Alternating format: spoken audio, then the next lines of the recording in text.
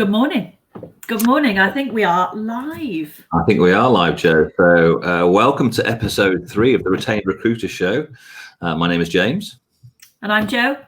As we can see on screen, aren't we clever? Listen, it's great to have everybody here with us today. If this is the first time you're listening in, thank you. If you're a returning viewer, thanks for coming back. We really do appreciate it. Today's topic is all going to be about pitching. And there are two elements to pitching in this. There's actually pitching for a meeting and then pitching when you're in the meeting. So two different topics that we're going to talk about, Joe. But anything else we're going to cover specifically, Joe? Any generality? Yes, yeah, absolutely. So we're going to look at how to put the consultant back into the term recruitment consultant. So not just to be a recruiter, but actually consult with clients and how to do that. So taking that more holistic approach with them and particularly looking around sort of solution selling and problem solving today. Also, as part of the client meeting, but every aspect of what we do, we're going to talk about smart questions as well. So what are good questions and what questions should we be asking? And then, of course, we're going to talk about pitching. Pitching hard, but being able to read the room. So when should you pitch? How should you pitch? And how are you going to stand the greatest chance of success? But of course, if anyone's got any questions, please feel free to pop them in the chat and we'll try and answer those at the same time. Indeed. Hey, Joe, it's so long ago since I started in recruitment, but I remember back in the days in 1988 when I got my first job in recruitment, I got my business card and it said recruitment consultant. And I felt so proud to have that word consultant in there. I had no idea what it meant, of course. And I also do remember that, when I looked around the office, there were the sales recruitment consultants. Obviously, that was the area I was in. And then down at, well, actually, it wasn't even in our office, in another office at the end of the office, there are all these old people who did retained recruitment. Now, I obviously believed I could do it better than them because obviously when you're young and feisty, you think, oh, I can do everything. But actually, what I came to learn over the years was that actually that's a really important thing. So I think we should promote everybody today, Joe, and let's give them a new job title because whilst I'm all for using the words recruiter, I think there is a little bit of a misnomer. And if anybody wants to have a little game, just go and type, recruiters are into Google and see what pops up. It'll probably be a little bit eye-opening or eye-watering. It's not really what you want to be at. So what I'd like us to do, and it's one of the things that we think about, is to, Joe, as you say, put the consultant back into this. First of all, consider yourself to be a management consultant who specializes in talent acquisition. Consider yourself as that because that's where we really want to get you today. We want you thinking differently. We went back to episode 1, we talked about mindset. Well, this is part of that shift in mindset. You've got to position yourself and think like a consultant. And sometimes the way to think about that is to think about the doctor-patient experience. Think of a doctor as a consultant. They ask lots of questions. They don't just jump in and give answers. And recruiters, unfortunately, a lot of people do jump in too soon without thinking about the questions that they're all reading the room, stuff that we're going to talk about later. So let's sort of get that as the mindset shift for today as well, Joe. I think that's really important about mindset. This all starts with identity. I mean, I was speaking to someone a couple of weeks ago and we were talking about the job titles that their guys have got in the office. And they said, but isn't that just a job title? So, well, look, you wear that badge day in, day out. You have to live the job title as well. So it all starts with identity and mindset. What is it that you as consultants and as business owners think you do for your clients? There is a difference between thinking you send CVs to clients or find people for clients, or you enable the growth of a business via the acquisition and retention of top talent. That's bigger. That's a bigger piece. So that's what we talk about here when we say about think about the more holistic piece when you're talking to clients. It's not just about taking the job brief, is it, James? It's about what do you want, but why do you want them, and what will it mean to your business, and what will the impact be, and how are you recruiting, and is that even an effective way of doing it? Yeah. I think it's one of the things. I mean, listen, as a recruiter, and again, I'm using my language carefully here. As a recruiter, a lot of people are going to be listening and think, well, but that is what I do. And I think you just need to have a little bit of a shift and elevate yourself to think about what is it that you really do. Because as you said, Joe, it's not just about sending CVs. And you could challenge this because, what you've got to do is make yourself sound different. So you've got to start off the relationship with the client a little bit differently. But, one of the questions that we sometimes think about asking people is, say, it's if I'm the recruiter talking to a client or a prospect, what do you think my job is? And the response comes like, well, I want you to get me some CVs. Okay, so my job is to get CVs, is it? And the client will say, yeah, okay, so what's your job? Well, my job is to interview those as the employer, interview those people and take them through our process and offer somebody a job. Okay, so my job is to find CVs, yours to hire people. Is that correct? simplistically, there's not to say, okay, so let me just challenge that. So if I find you some CVs and you hire somebody, and obviously you pay me a fee for that, and that person leaves you after 3 or 4 months, how would you feel? And then, well, disappointed, unhappy. With me or with you? Well, with you, because you found me the CV. Okay, so my job's to find your CVs for people. And if they leave after a short period of time, then you're going to blame me. So let's just be clear on this. My job isn't just to find your CV. My job is to find your CV of a person that you wish to employ who's going to stay with you for the medium to long term. Now, for me to identify that, it's not just about me asking a question, have you got a job description? What type of person are you looking for? Give me the job description and I'll go and match people to it. Because not only can people, any recruiter do that, actually, a lot of technology can just do that CV screening. So we're all going to be out of a job if that's the way. Now, that it hasn't happened, in terms of people who talk about that for years. But obviously there is, that's because you've now got to add value. You've got to do something to show the client that you're different. And that's where you need to bring in the consultant side of things and that overall view, I think, Joe. Yeah, absolutely. I mean, during COVID, I think it's given us a real eye-opener into the industry. Always does. I think there's a flushing out of the industry every few years. And people are given an option whenever the times are tough. People are given an option, really, and it's either reduce your fees or up your game. And I'm all for the up your game camp, but it's hard because we have for years now as an industry and as recruiters conditioned our clients to believe in this two-dimensional swapping of bits of paper, 15% fastest finger first race to the bottom style scenario. So over a period of time, and that's what we do every day at iIntro, but over a period of time, it's working with people to change their mindset and change their beliefs and become very passionate about what they do and take that to their clients and say, look, I know that this is what you're used to getting. And I know that that's normal, but it's not optimal. It's not how we should be doing this. And I think it takes a very particular type of recruiter who is up for that. I think anybody can sell retained, but I think that it takes a really particular type of recruitment consultant to start thinking more at a business level rather than a piece of paper level. Do you not think? And I think the challenge, though, is it's easy for us to say, but a lot of people say to us, well, how do I do it? And that's one of the challenges we face at iIntro day in, day out, because we help businesses transition from that transactional contingent piece to that consultative, which is what we're talking about today, consultative retained piece. But it's not all about retained. It's about consulting with clients and actually positioning yourself in a very different way. And I think that's the important part that people need to grasp. And so perhaps we can give people some ideas on the types of things that you need to do there, Joe. Yes, absolutely. Absolutely. So everybody who's listening today, have a think back at the last 3 pieces of business that you won. I mean, COVID aside, I love that phrase, not COVID aside, because you've just got to delete the last 2 years to a certain degree. Maybe prior to that, think about the number of clients that you brought in or the number of the business that you won. How much of that did you actually go and do any kind of client meeting for? So I think one of the things we're really adamant about here at iIntro is that you have to put the client meeting back into the sales process, because that's where you get the biggest opportunity to consult and to diagnose and to suggest the solutions that are going to make the pain of those clients' problems go away. And the vast majority of recruiters that we work with on a daily basis previously have made a sales call, engaged with the client in order to close for a job brief or a job spec on that call. It's a 10-minute call. We're going straight in for the job. We're asking for a job brief. And then it's no wonder that we're not giving ourselves the opportunity to really dig down into the who's and the whys and the hows and the what fors. So I think client meetings, we need to bring those back. And I know that recruiters want to make a lot of money really fast. Sometimes you've got to slow down in order to speed up. And a very good friend of mine says that a lot, and it applies to lots of different elements of our lives.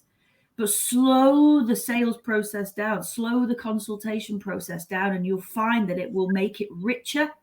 It will mean that you'll get more out of your clients, and it will mean that you will build more client advocacy in the long term. And also, James, it helps us to qualify our clients as much as they're qualifying us, because just because a client's got a job doesn't mean you're going to want to work it, does it? No, and I think it's so true, Joe, what you say there in terms of the fact that we take a job over the phone, and it's almost how quickly can we get off? because he wants a job on, and then rush to race, face CVs. But that's where you just got to take that time to help the client understand that where your respective roles are. What do you want from me? Now there are some people who do truly want a transactional service fast as they can, but most clients, when you say to them, how important is this role? And the answer's got to be, well, it's very important. Otherwise, why are they investing their own time into it? So, okay, so is it important that you just find the best available person or the best person in the market for this? Again, an easy question to say, well, of course, I'm looking for the best person. Okay, well, listen, to understand the role, you need to explain what you do. And I need to understand what you do so I can go out and find the person. If you just want me to go and screen CVs, and I know you'll be happy paying 10 to 15%, and that's the type of fee that you get. Well, that can be done. But is that what I do? Now, as a consultant, it's not what I do. I consult with my clients. I ask questions to identify what is it, what are the objectives? Why are you hiring? Is it a rehire? Why are you rehiring? Where did it go wrong before? Why are you even talking to me? You must have a recruiter. I can't be the first recruiter you've ever spoken to. So what are you not happy with your current recruiter or the current recruitment process? Talk me through your current recruitment process. Where are the risk points? Where are the failure points? How can we help you mitigate those points? Because if I can help you mitigate those points and show you a better way to do it, would that help you, Mr. or Mrs. Client, make the decision to work with me? Because I only work with clients who want to sort of have the full service. I'm not just a CV vending machine. I'm not just somebody who's going to spit out a few CVs, because honestly, you can get that electronically nowadays. So why are you talking to me? So challenge them. I think you got to be. Well, you got to have. People have to have the confidence to have value and belief in who they are. You've got to I'm good at what I do. Everybody listen to this call. You're very good at recruitment. But do you let your clients know that you're very good? Not by just saying, hey, I'm really good, but actually, how do you demonstrate that? And that's what we need to talk about, because to get that meeting back, Joe, then you've got to say something on the telephone call or in your pre-marketing activity that you've done with the client to even get them to engage with you. There's some really good stats out there at the moment. And we were reading a book, Joe, you don't want to say here, but we're reading a book by a guy called Marcus Sheridan, which is a web marketing book.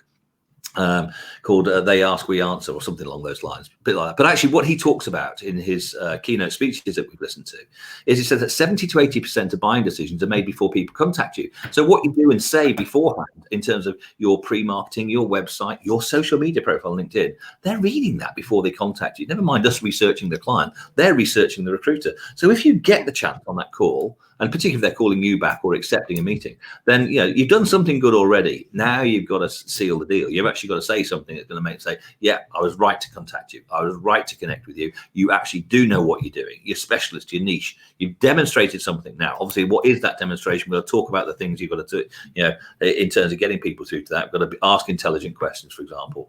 Really got to get people through that. But if you don't have a hook, you don't have something that's going to make them think, yeah, okay, you are different, because listen, every recruiter you're up against says, I'm different.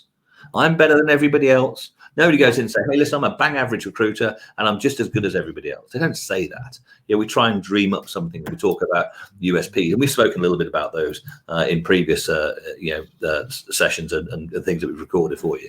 But actually, you've got to make sure you do have something different, and you've got to think like a client. Think, if I said this to me, would I say, or would I say, yeah, wow, tell me more? And that's where you've got to get into that mindset. Definitely. You mentioned USPs before. We talked about, we have 3 USPs that we send to us, sort of 3 pivot points, and we call them pivot points because we pivot off those during any kind of interaction that we have with a client. So we talk about reducing commercial downtime, so the actual time it takes to recruit, because that time is money to a client. So that's a solution that we could look at. We also talk about improving new employee retention rates. So 96% is what we have in the first year, because of the layers of scientific and objective assessment that we put in place for the clients. But then thirdly, we talk about reducing the overall cost to hire. When we talk about those 3 things, these are 3 of the pivot points you can use in your sales and your marketing when you're pitching to try and close for a meeting. Because in that meeting, it's about, let's spend some time with you. Let's do a real deep audit of your existing processes and let's look at how the next time you do this, hopefully with us, we can make it faster and smarter and cheaper and more effective. So we have to start thinking about the solutions that we can provide rather than just the CVs that we can send. And I think this is sometimes where recruiters, we get a little bit confused, because we put a lot of emphasis on the CV that we send, or the person that we send to the client. And actually that person is almost the person in the job is a byproduct of the service that we have provided. And we're there, it depends how you look at it. Are we there to put people in jobs? Are we there to put CVs in inboxes? Or are we there to help those clients to become better businesses? One of the biggest barriers to growth is, it could be the biggest barrier to growth, I think, is the attraction and the retention of top talent. And what is it that we do for a living? We help them to attract and retain top talent. So as you said, James, everybody needs to give themselves a pat on the back and a massive pay rise, I think, because you helped to solve the biggest problem that a lot of businesses have right now. But that isn't about two-dimensional phone calls and exchanging of bits of paper, is it? Like you said before with the doctor analogy, you know, I've got an eye test thing behind me here, you know, with the eye exam, you of course they sell glasses at the front of an optician's. Of course they do, because if you identify a problem, you would be remiss to not help to provide a solution. But they identify the problem first. So that examination, that diagnosis is really, really key. And also, James, I think that helps to differentiate us. We talk about agendas, don't we? And the first point on our agenda of any client meeting is so important, isn't it, James? Yeah, and I think that's one of those things about setting yourself apart. One's got to meet. I just want to say one thing, Joe, because there's a word that sometimes makes me cringe or feel. What we said is the word cheap. And when we say we help clients reduce their overall cost to hire, we can do it more. We can do it more cost effectively for them. I'm just being careful with the words, and people might say it's semantics. But when you say cheap, obviously I don't mean cheap service. So we can reduce the cost because we help them understand what the total cost of recruitment is. It's not just the agency fee. So our objective here, when we help you become a consultant, a management consultant, that's what we believe we can help you, help position you to do. Is we can help you charge more money, but actually it saves the client money because actually we're showing them where they're losing it, and they're losing it in things like retention. So what you've got to do is when you start to position yourself with a meeting, you've got to make sure that you send an agenda for a meeting. And people say, "Oh, really? Yeah, well, just come up with 3 points. Make it simple. What would you like to discuss in the meeting? Well, your current recruitment process. That's you asking questions about what they currently do and how they currently do it. Second agenda point could be our, as in your recruitment process. Why you're different? What do you do? What do you do other than CV shuffling? Because when you ask a client, what do you think my job is, or what do you think I do?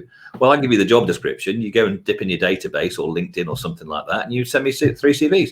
And no wonder they're begrudging paying you 15 or 18% what you may be charging. You've got to explain to them what your service is. And when we ask recruiters, what is your service? What do you really do? You'll go through 25 tasks. The client doesn't have a say in that. So how do they value it? So you need to talk them through your recruitment process. You've got to help them.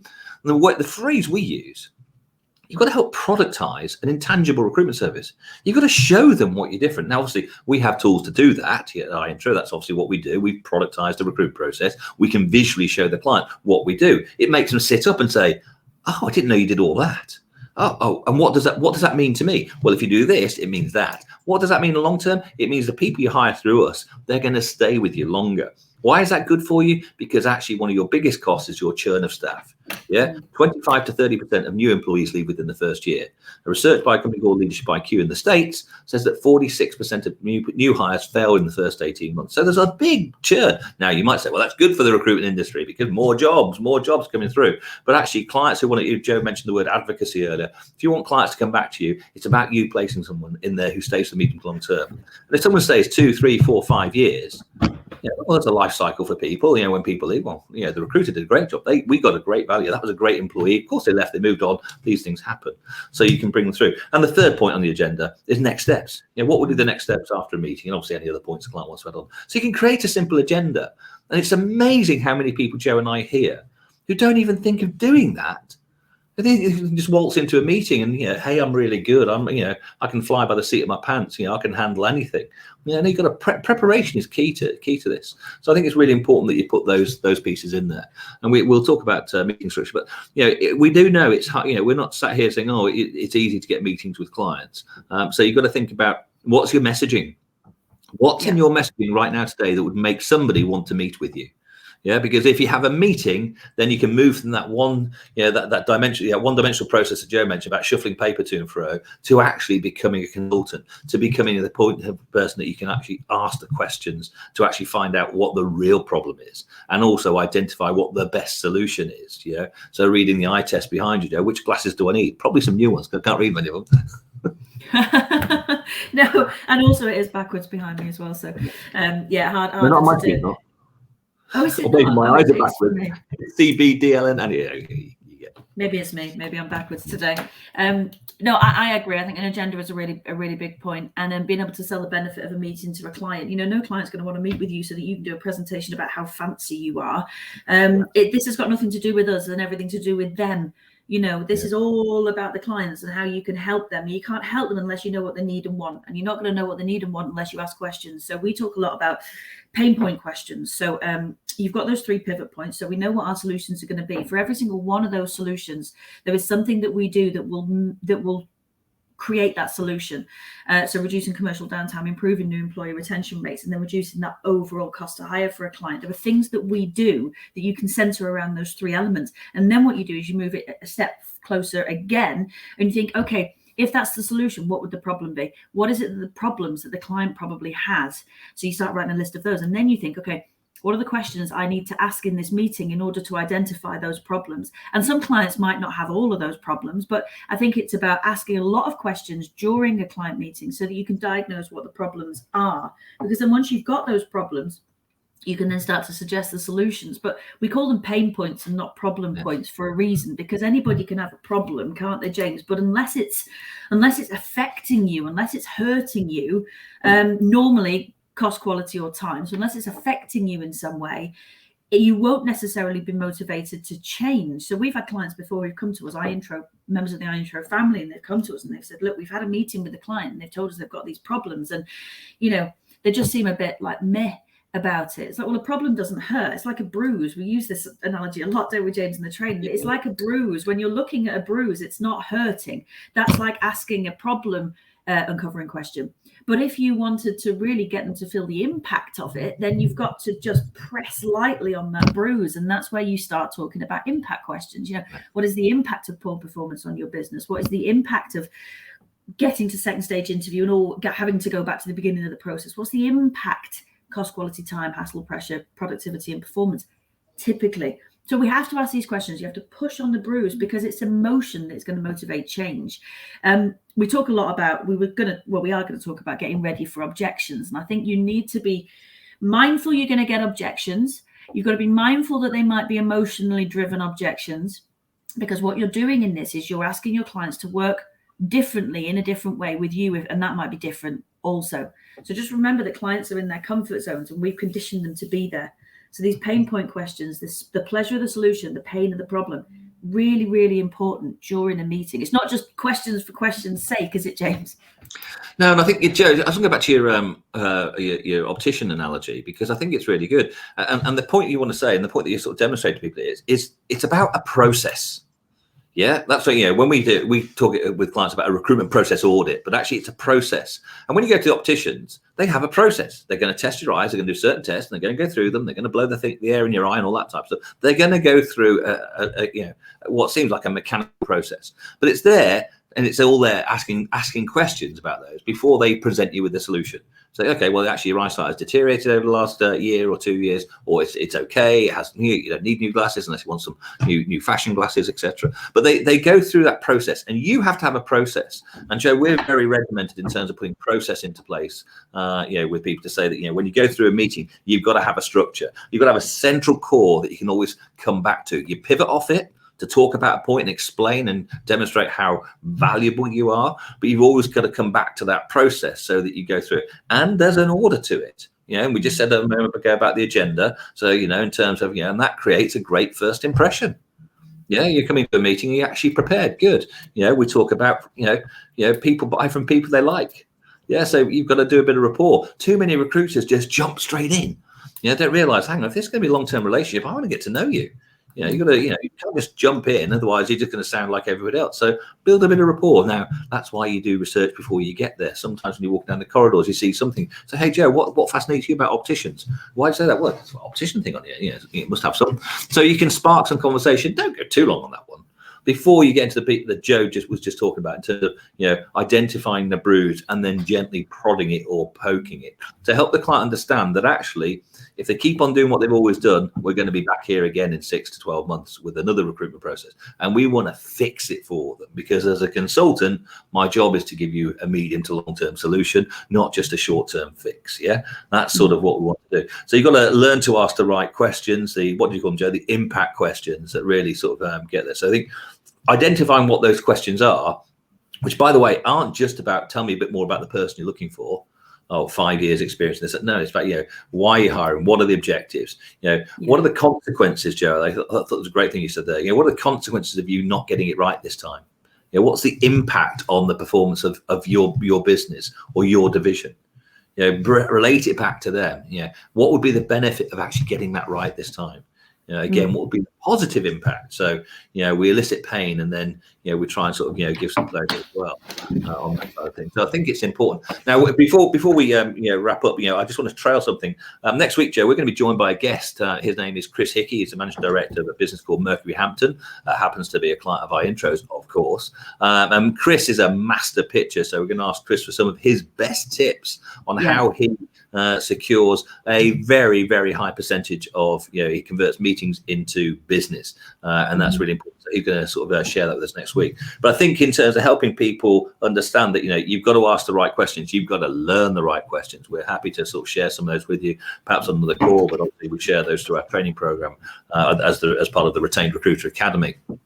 Of course, if you do ever want to meet up with us, I'm sure it's somewhere in the comment box or somewhere if you're watching it on a playback, then there'll be a link to actually book a consultation with us. We'll actually share some of those thoughts with you as well. You can see the link popping through there. In terms of well done, Joe. Mine's going that way though. Hey, look, I think I'm a bit backwards today. Let's face it. So last couple of minutes. So let's try and get some tips in for people to think about some good things they can take away.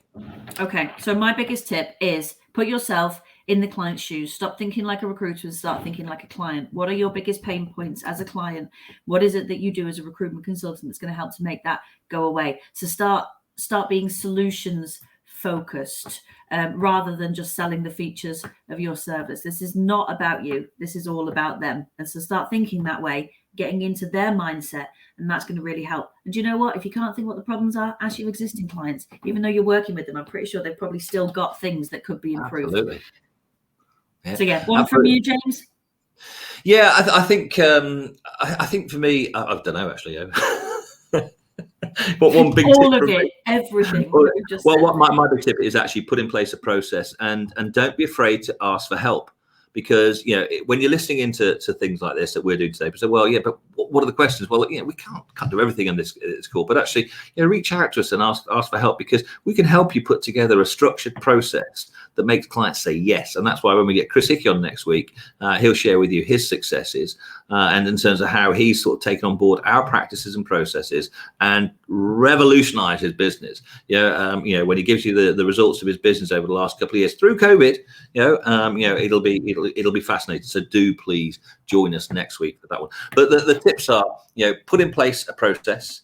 Think about the pain points. What is it that makes a client want to use you? Why should they use you? What can you do that's going to change the game for them?